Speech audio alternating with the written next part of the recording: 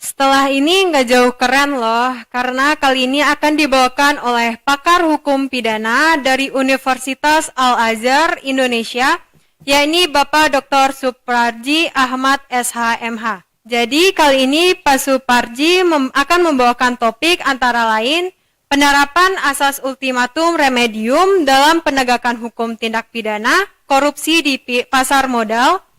Yang kedua, potret penanganan tindak pidana di pasar modal. Waktu dan tempat saya persilahkan. Baik, bismillahirrahmanirrahim. Assalamualaikum warahmatullahi wabarakatuh. Selamat siang, salam sehat untuk kita semuanya. Alhamdulillah pada hari ini kita bisa bertemu secara hibrid, ada yang langsung, ada yang secara online. Terima kasih atas undangannya dan mohon maaf saya minta untuk dilanjutkan meskipun sudah saatnya istirahat, tetapi mengingat waktu kan sebetulnya sudah jam 11 tadi saya menyampaikan materi dan kebetulan saya sudah ditelepon untuk di Pengadilan Negeri Jakarta Pusat saksi ahli tindak pidana korupsi, maka saya mohon untuk langsung saja dan saya tidak lama untuk menyampaikan pokok-pokok materi. PowerPoint sudah saya sampaikan kepada Mas Marcel, tetapi saya akan menyampaikan pointer-pointer saja. Karena sesungguhnya untuk mencari materi, mencari ilmu, mencari wawasan itu sekarang relatif mudah. Yaitu bisa saja mendapatkan di Google. Semua yang ada di Google itu adalah dapat kita peroleh dan banyak ilmu di situ. Tetapi yang tidak dimiliki oleh Google adalah menanamkan inspirasi, menanamkan motivasi, menanamkan nilai. Oleh karena itu, saya hanya akan menyampaikan beberapa hal saja yang harapannya itu adalah teman-teman sekalian itu mendalami sendiri. Saya selalu memberikan kualifikasi bahwa seorang dosen yang baik itu tidak sekedar mengeksplorasi pengetahuan, tidak sekedar mentransformasi pengetahuan, tetapi adalah dia harus menginspirasi dan memotivasi para mahasiswa atau anak didiknya. Jadi disitulah sebetulnya kata kuncinya. Kalau saudara sekalian mengandalkan forum kuliah hanya sekedar sebagai transformasi pengetahuan, tanpa ada sebuah lecutan untuk mendalami sendiri secara mandiri, maka tentunya tidak akan mendapatkan nilai-nilai yang signifikan. Maka melalui forum ini, saya hanya sedikit saja untuk mendorong teman-teman mendalami lebih jauh. Yang pertama, saya mencermati dari diskusi tadi, bahwa bertanya soal ponsi, bertanya soal nomine, dan saya kira di sini adalah mahasiswa Fakultas Hukum. Maka perspektifnya adalah undang-undang. Jadi, kerangka berpikir kita adalah norma, teori, ya gitu. Karena untuk menilai sesuatu, benar dan salah, dalam konteks hukum itu, testing stone-nya, batu ujinya adalah norma hukum, teori hukum, filsafat hukum. Maka bagaimana ponsi dalam konteks hukum kita, saya kira jelas di pasal 105 Undang-Undang Perdagangan itu dilarang. Di mana perdagangan menerapkan sistem piramida, hanya menggait antara peserta satu dengan peserta lain. Ini sedang disidangkan di Pengadilan Negeri Bekasi. Kalau saudara sekalian mengikuti sidang kripto, ya ada juga yang mengatakan itu ponzi, tetapi setidak-tidaknya bahwa ada mekanisme investasi dengan kripto. 2 minggu yang lalu kebetulan saya jadi saksi ahli di situ, sidangnya ada 9 tersangka dan banyak sekali ya pengikut-pengikutnya. Setiap sidang muka layar lebar, ya, kemudian banyak yang mengunjungi dan sebagainya. Ini salah satu kasus bagaimana penerapan perdagangan dalam perspektif kejaksaan sebagai salah satu sistem ponzi atau sistem piramida, di mana di pasal 105 Undang-Undang Perdagangan jelas itu dilarang. Jadi sekali lagi, perspektif kita sebagai orang hukum adalah aturan hukum yang ada. Kemudian yang kedua, tadi saya mengikuti soal nomine. Nomine itu jelas juga di pasal 33 Undang-Undang 25 2007 tentang penanaman modal, nomine itu adalah dilarang. Kalau ada nomine, berarti otomatis adalah batal demi hukum. Karena itu adalah penyelundupan hukum. Tidak diperbolehkan dalam konteks investasi secara langsung maupun investasi secara tidak langsung. 2 poin itu yang saya tangkap dalam diskusi tadi, namun ada satu kecenderungan, saya melihat perspektif teman-teman, maklum karena tadi adalah narasumber ekonomi, maka ada arah dalam perspektif ekonominya. Tetapi ekosistem kita, lingkungan kita adalah lingkungan hukum. Oleh karena itu, maka tetap tadi, bagaimana pandangan dan pendapat kita, batu ujinya adalah aturan hukum yang berlaku, teori hukum yang berlaku. Dan pada saat hari ini, kita membahas tentang soal teori hukum, yaitu ultimum remedium, asas hukum. Saya diminta menjelaskan tentang itu. Persoalannya adalah, bagaimana kita memaknai bahwa pidana itu adalah upaya pamungkas dalam konteks menyelesaikan perkara. Apakah itu pada tataran proses legislasi, pada tataran pelaksanaan hukum? Para aparat penegak hukum tidak bisa mengatakan ultimum remedium karena itu adalah ada normanya. Tetap saja harus dilaksanakan. Ketika ada unsur-unsurnya, maka perbuatan-perbuatan tadi itu bisa dikenakan dan kita tidak bisa mendalilkan itu ultimum remedium, tidak bisa dikenakan sanksi pidana. Para penegak hukum akan mengatakan ini ada aturannya. Bagaimana kita akan mengatakan ultimum remedium sebagai upaya pamungkas? Maka disitulah sebetulnya ada satu hal yang penting, bagaimana memaknai ultimum remedium itu pada proses legislasi atau pada proses pelaksanaan undang-undang. Seharusnya pada proses legislasi itu sudah ada sanksi-sanksi yang jelas dan kemudian pidana itu adalah sebagai upaya yang terakhir. Misalnya sanksi administrasi, kemudian sanksi-sanksi perdata yang lainnya, baru dikenakan pidana. Tetapi ketika itu dicantumkan dalam sebuah undang-undang menjadi hukum positif, kalau kemudian kita mengatakan adalah salah penegak hukum menerapkan itu, padahal ada undang-undangnya, itu pun juga menjadi persoalan. Artinya di sini kita harus kembali mendudukkan satu persoalan tentang bagaimana konsep asas tadi itu. Kemudian yang kedua, catatan saya, ketika saya diberikan pertanyaan ultimum remedium, itu pada konteks permasalahan yang bagaimana? Kan harapan saya, teman-teman mahasiswa semuanya, ketika membuat suatu diskusi, mengkaji suatu persoalan itu jelas. Fakta, masalah, dan solusi. Faktanya apa? Masalahnya di mana? Dan solusinya di mana? Apakah kemudian teman-teman sekalian memandang ada fakta tentang asas hukum tentang ultimum remedium?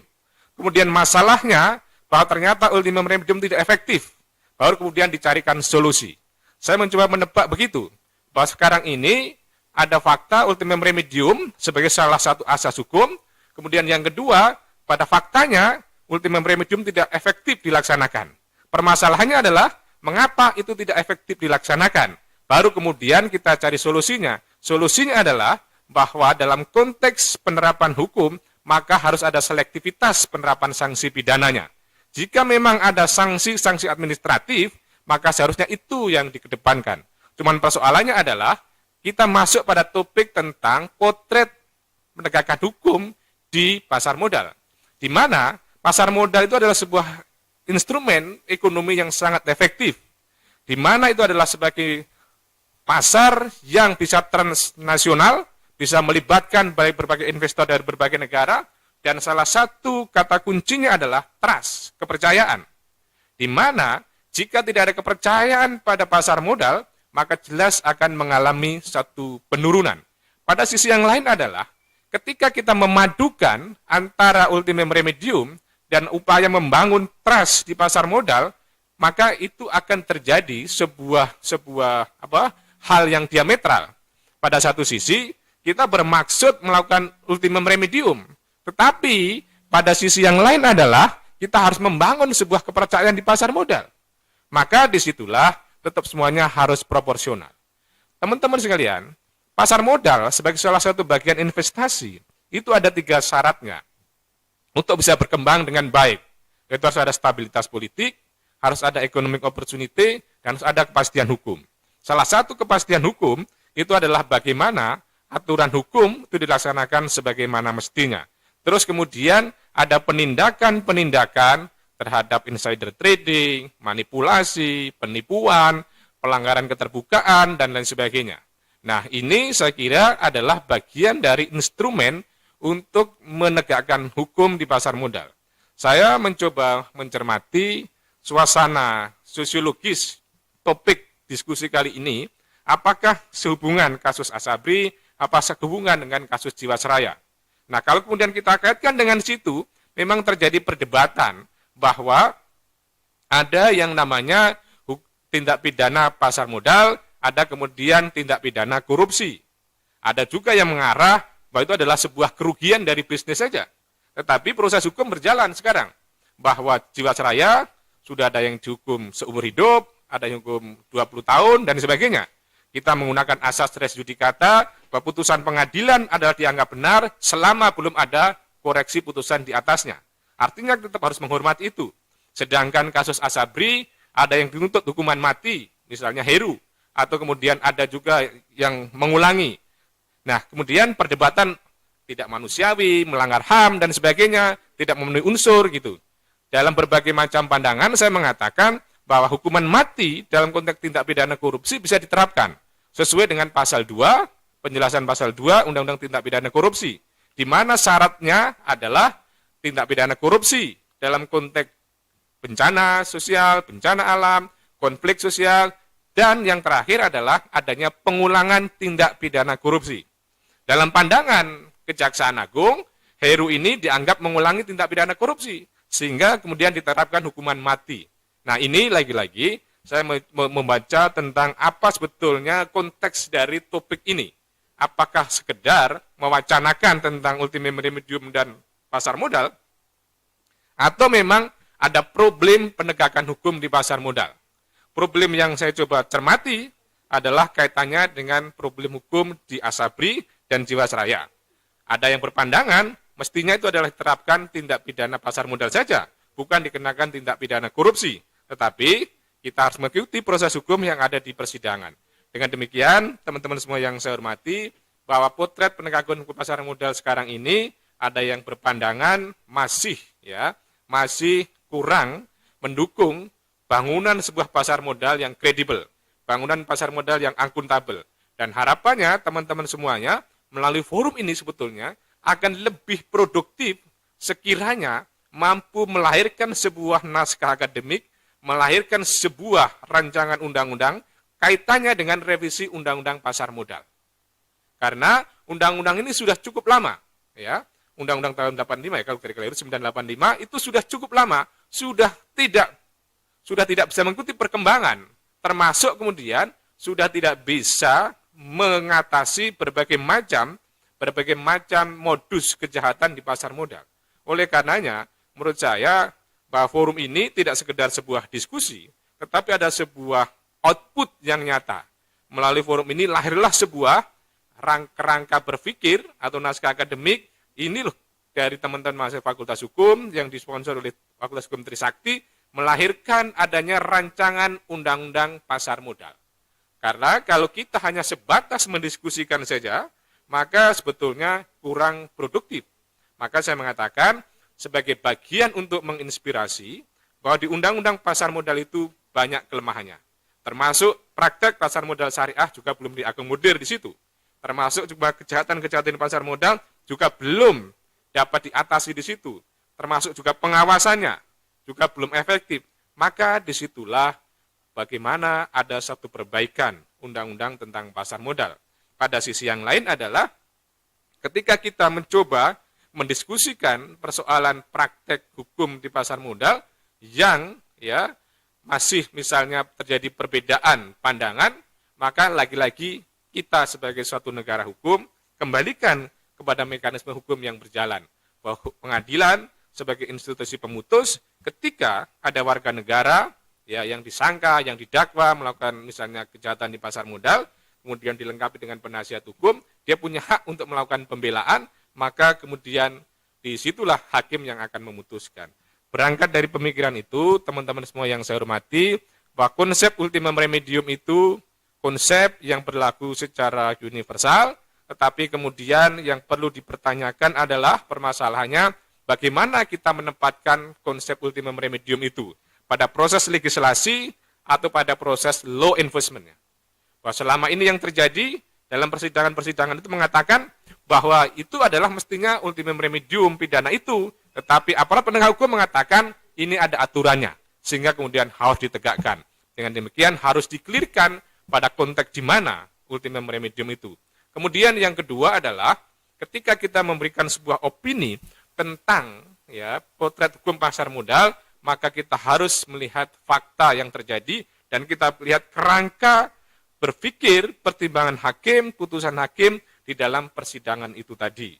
Nah, kalau kita cermati secara keseluruhan, perlu adanya upaya-upaya penguatan penegakan pasar modal. Salah satunya adalah revisi Undang-Undang Pasar Modal. Harapan saya melalui pertemuan ini, baik secara online, secara offline, tercetus suatu pemikiran tentang naskah akademik, revisi Undang-Undang Pasar Modal, dan ini adalah sebuah legacy pertemuan ini.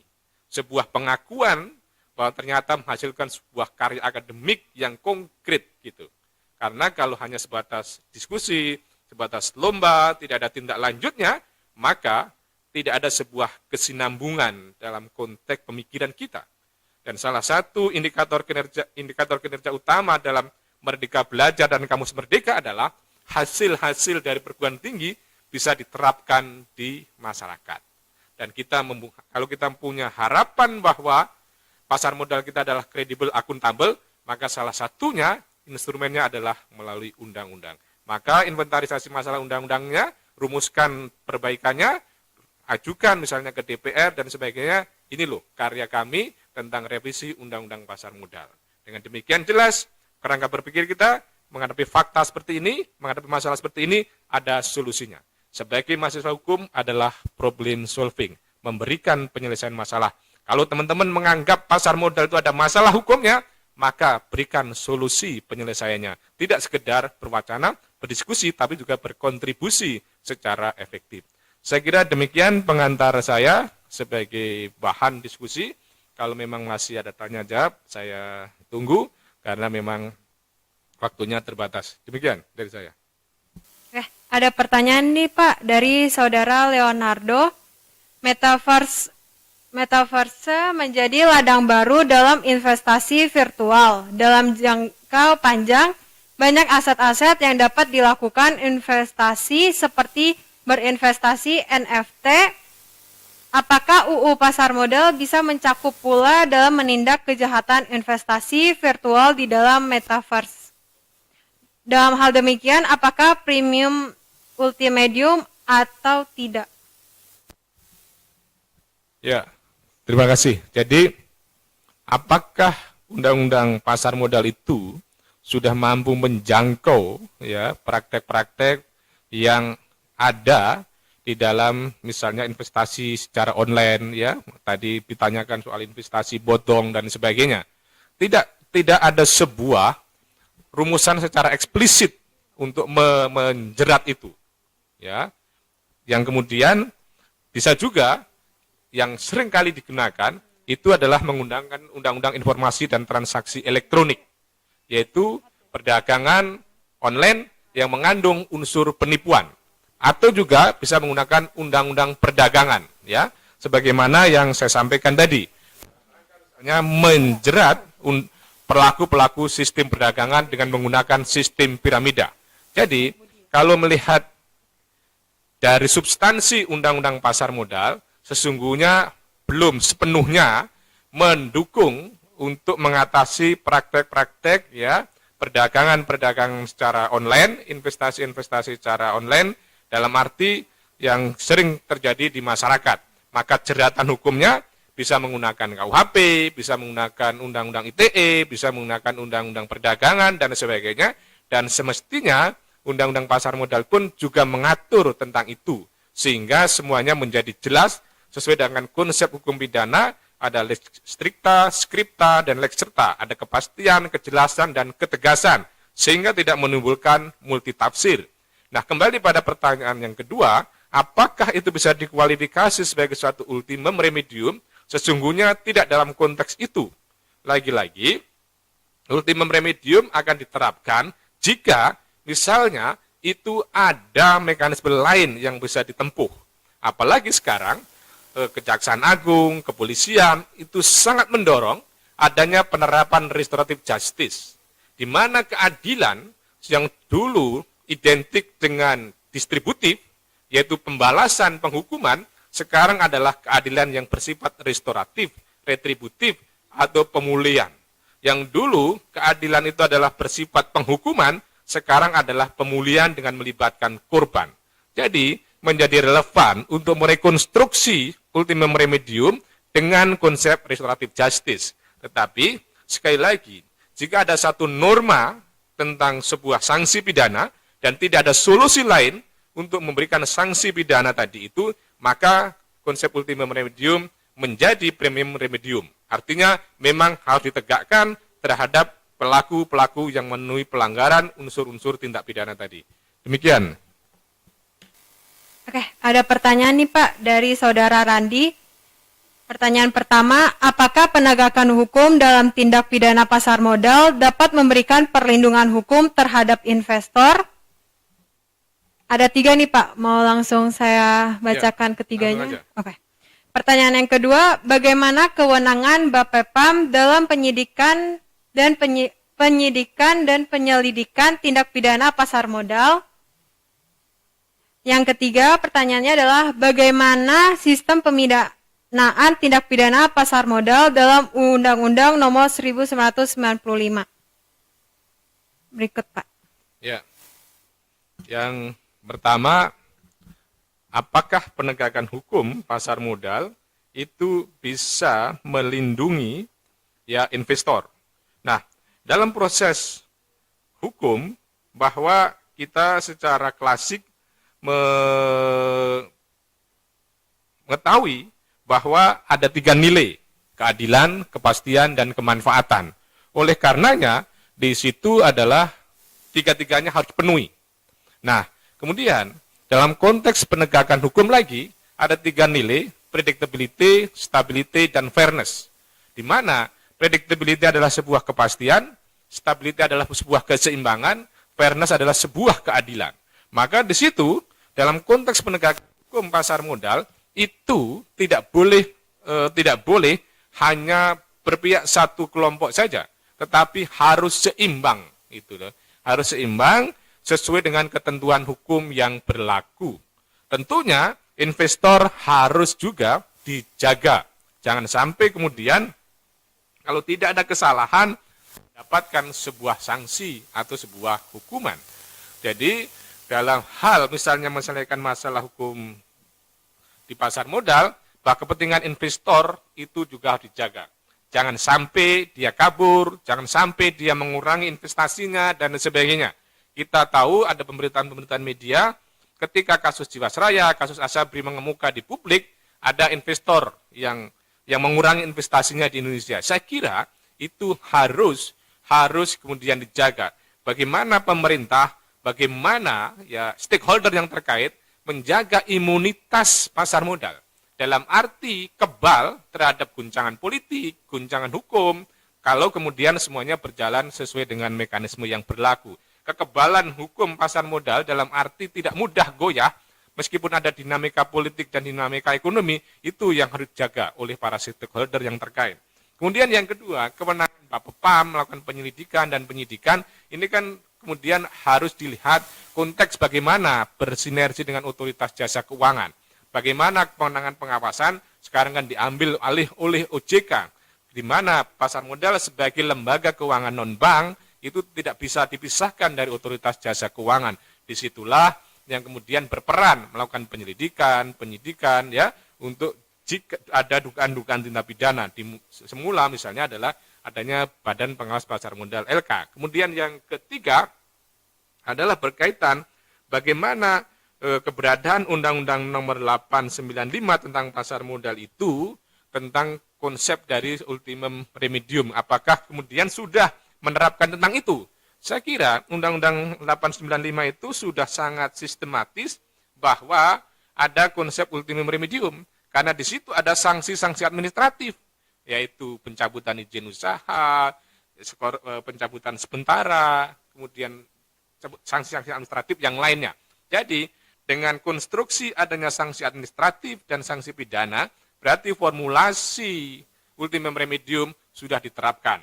Namun demikian, memang undang-undang ini perlu ada sebuah revisi. Mengingat tahun 95 dan sampai sekarang sudah banyak perubahan ekonomi, perubahan politik, perubahan hukum, dan lain sebagainya, sehingga perlu ada sebuah upaya perbaikan Dan ini menjadi tantangan teman-teman semua untuk melahirkan sebuah karya yang monumental untuk melakukan perbaikan Undang-Undang 895 tadi. Demikian. Ya. Baik, terima kasih Pak atas jawabannya. Selanjutnya ada pertanyaan dari Saudari Ana. Izin bertanya, apakah ketika OJK gagal dalam melakukan mitigasi sebagai SRO dapat dikenakan sanksi? Ya, inilah salah satu problem tentang pengawasan kepada lembaga pengawas, gitu kan? Apakah kemudian diberikan sanksi? Ya, sejauh mekanisme yang ada, tidak ada tentang sanksi yang dijatuhkan, misalnya kepada komisioner OJK ketika gagal melakukan pengawasan dan sebagainya, kecuali ada mekanisme RDPU ke DPR, Komisi 11, disitulah forum untuk misalnya minta pertanggungjawaban atas kegagalan, kesalahan dalam melakukan sebuah pengawasan. Pada sisi yang lain, jika salah dalam melakukan tersangka, melakukan penyelidikan dan sebagainya, itu pun juga bisa ada mekanisme tentang pra-peradilan. Misalnya OJK menetapkan tersangka A, seorang direksi Bank Perkreditan Rakyat, maka ketika penetapan tersangka tidak sah, maka bisa diuji melalui forum pra-peradilan. Itulah mekanisme-mekanisme untuk menguji tindakan-tindakan otoritas jasa keuangan dalam menegakkan hukum. Ya.